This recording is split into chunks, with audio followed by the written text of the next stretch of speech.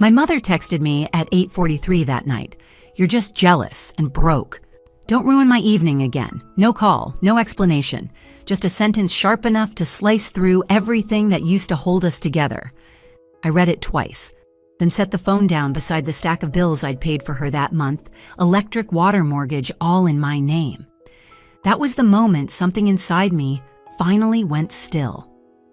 3 days later, when the restaurant lights dimmed and her credit cards failed one by one, I didn't pick up the phone. That silence, it was mine this time. I'm Ava Collins, and if you asked anyone in my family, they'd tell you I'm the responsible one. The one who remembers due dates, keeps receipts, and makes sure the lights stay on. It sounds good when you say it out loud, responsible. But somewhere along the line, responsible turned into useful, and useful turned into invisible. Growing up, my mom liked things to look perfect. Matching outfits for family photos, a clean table for Sunday dinners, and smiles that lasted just long enough for the camera flash. My little sister Chloe was the centerpiece of it all. Blonde, loud, and full of charm.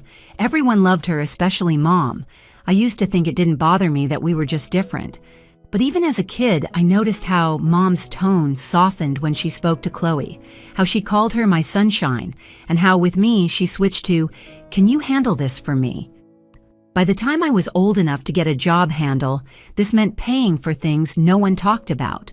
Groceries that just got missed, the internet bill that slipped through the cracks, Dad's medication when insurance fell short. At first I didn't mind. I told myself it was family. Family helps family. But after a while, helping turned into habit, and habit turned into expectation.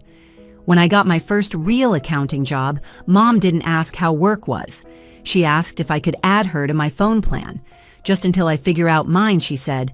That was 4 years ago. The bill still comes to me.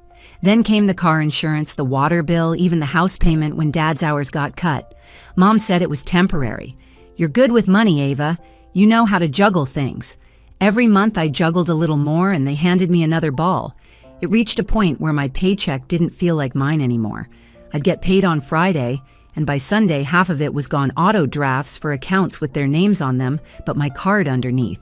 Mom liked to brag to people about how independent we all were.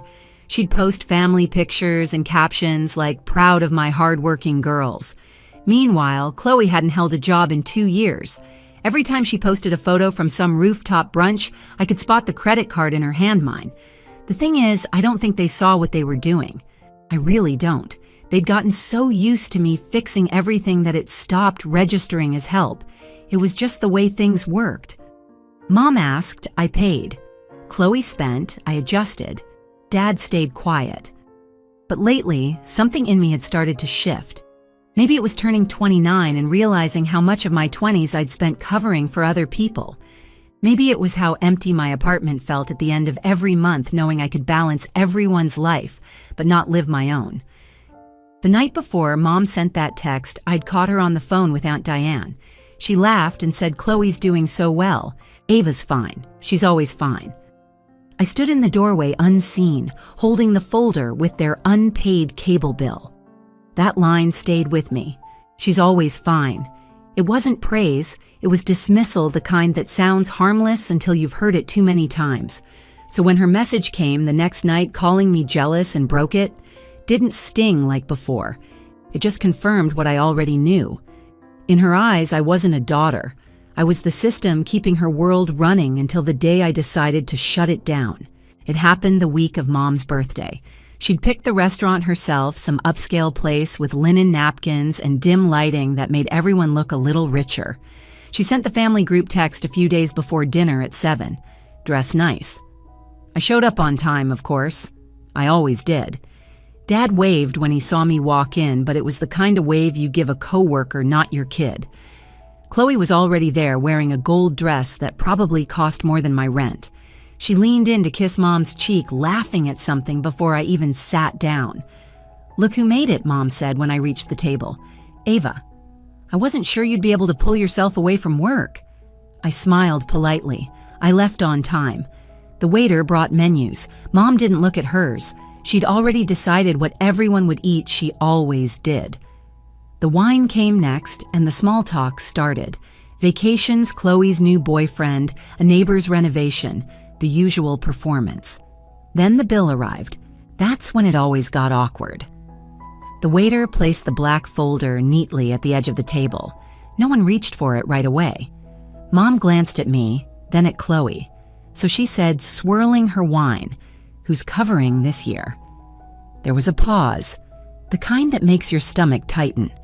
I said quietly, "I can if you need me to, but maybe someone else can take it this time." The table went still. Chloe laughed sharp and loud.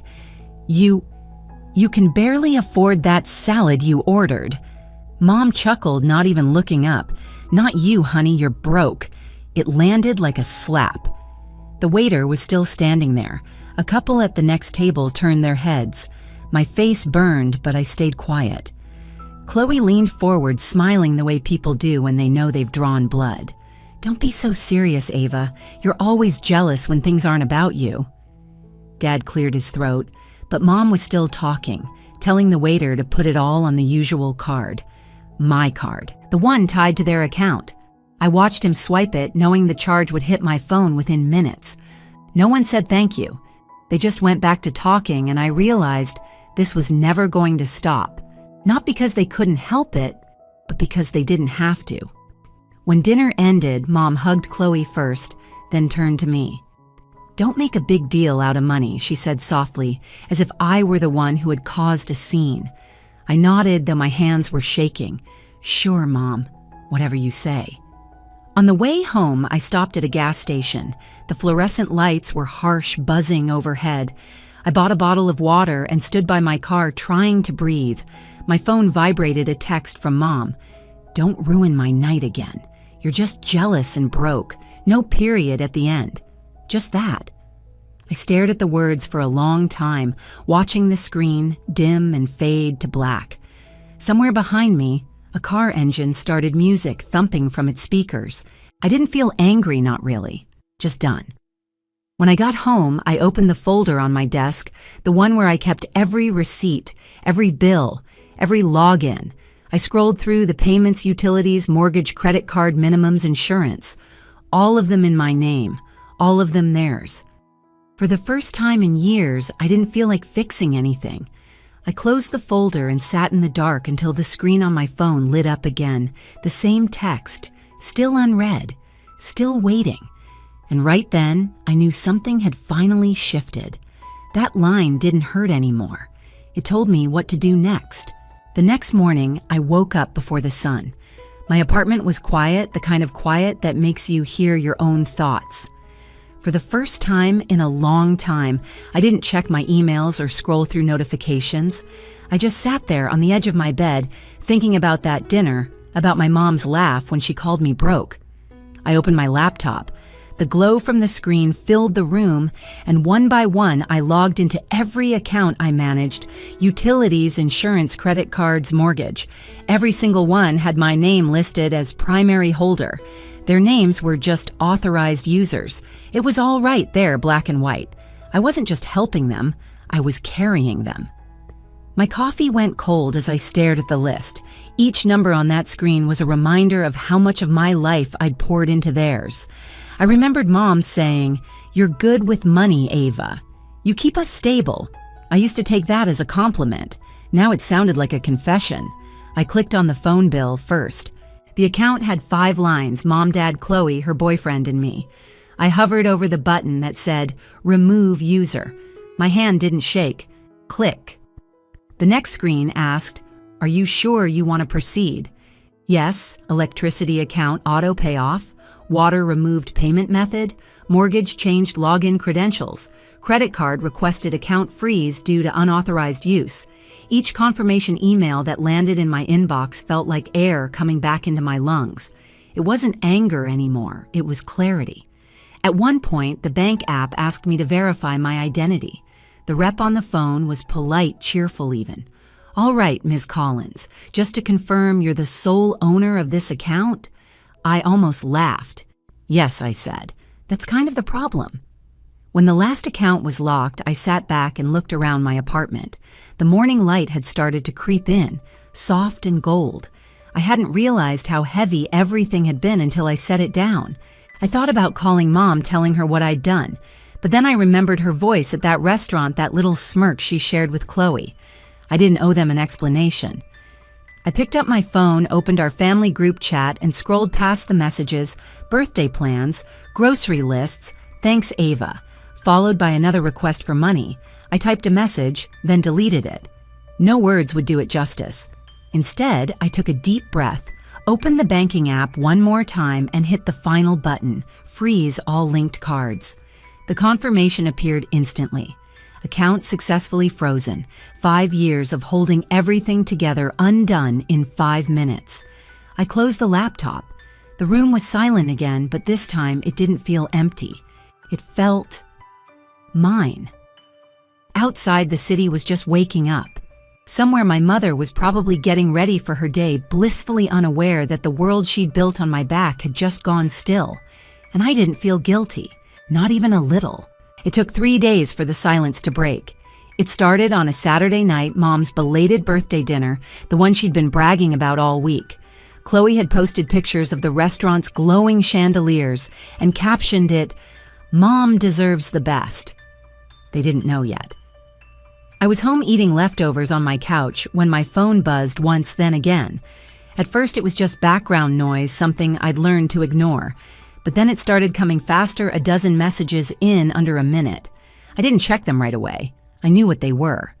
At the same time, across town, the dinner was unfolding. I could picture it clearly. Mom in her favorite navy dress, Chloe talking too loud, Dad trying to calm everyone when things went wrong, and they did go wrong. The server came with the check, set it down gently on the table. Mom, confident as ever, handed over her card, my card. It must have taken a second for her smile to falter, then a frown. "I'm sorry," the waiter said quietly. "It's been declined." Mom blinked, confused. "That's impossible." "Try again." He did, twice. Same message.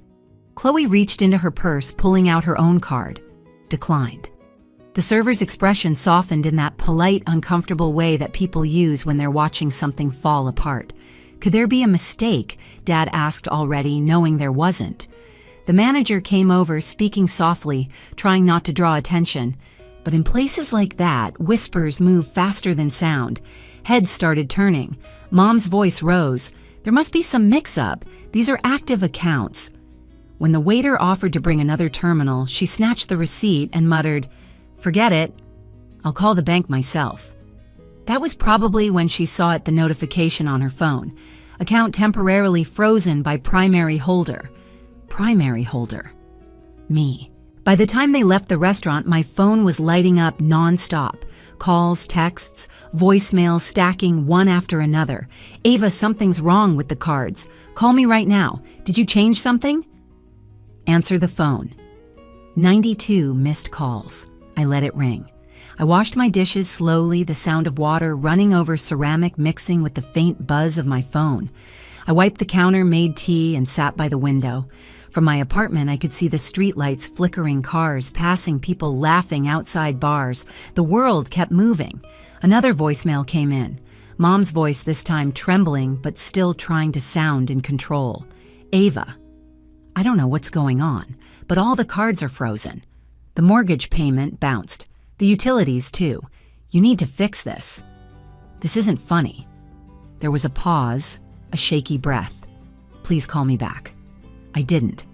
Instead, I opened my bank app and checked the balances, everything exactly where it should be. No one could touch it now. A few hours later, Chloe texted me directly. "You've gone too far. You're making Mom look stupid." I stared at the screen and typed, "She did that herself," then deleted it. No point. Around midnight, Dad finally tried. His message was shorter. "Your mother's upset. We'll figure this out tomorrow." Tomorrow. That was always the answer. Tomorrow, they'd fix it. Tomorrow, they'd start caring. Tomorrow, I'd go back to being the one who solved everything. But there wouldn't be a tomorrow like that anymore. I turned my phone face down and sat there in the dim light of my kitchen. The kettle clicked softly as it cooled. For the first time, I didn't feel anxious waiting for their calls. I felt calm. Somewhere across the city, the house would be quiet now. No TV humming, no lights glowing. Bills would pile up and the system that kept their world spinning would finally stop. Mom once said I'd never understand what power really was. She was right. I hadn't until now. By Sunday morning, the calls had stopped. I woke up to sunlight spilling across the floor and a phone full of unread messages. I didn't open them. The quiet felt heavy at first, then strangely peaceful, like a room after the music's been turned off and your ears are still adjusting. I made coffee, sat at my small kitchen table, and scrolled through my own accounts. The numbers looked simple for once, just mine. Rent, groceries, gas, no extra names, no shared bills, no guilt. It felt almost unreal seeing my life reduced to what actually belonged to me. A voicemail popped up from Mom. I pressed play. Ava, we didn't realize how much you handled. The bank said only you can unlock the accounts. Can we please talk? We just need to pay a few things. Call me okay. Her voice cracked near the end, that familiar mix of command and desperation. I let it play twice, then deleted it. No anger, no satisfaction, just calm. Later, I went for a walk around the block. The air was cool, the kind of spring air that smells faintly of rain and new leaves. A couple walked by holding hands, laughing. A kid on a bike nearly ran into me and his mom apologized over her shoulder. I smiled and said it was fine, and I meant it. Back at my apartment, I sat by the window again, same spot as the night before. The city hummed outside, a low, steady sound that reminded me I wasn't alone, even if I felt that way sometimes. I thought about everything, the dinners, the jokes, the endless payments. The way Mom used to pat my hand and say, "You're good with money, you'll figure it out." She wasn't wrong. I did figure it out, just not the way she expected. The truth is, I didn't freeze the accounts to punish them. I did it to free myself, to finally stop proving my worth in dollars and receipts. My phone buzzed once more, another message from Mom. "We'll figure it out," she wrote this time. "I'm proud of you, even if you don't believe it." I stared at it for a moment, then locked the screen. Some doors don't need to be slammed to close. I poured another cup of coffee and looked out at the city. The light hit the buildings in that soft golden way that makes everything look cleaner, newer. They called me jealous and broke, but I'm neither. I'm just done paying the price for their comfort and finally at peace with the silence that followed. If this story hit close to home, tell me in the comments, have you ever had to draw a line with your own family? Your story matters here. And don't forget to like, share, and subscribe so you won't miss the next one.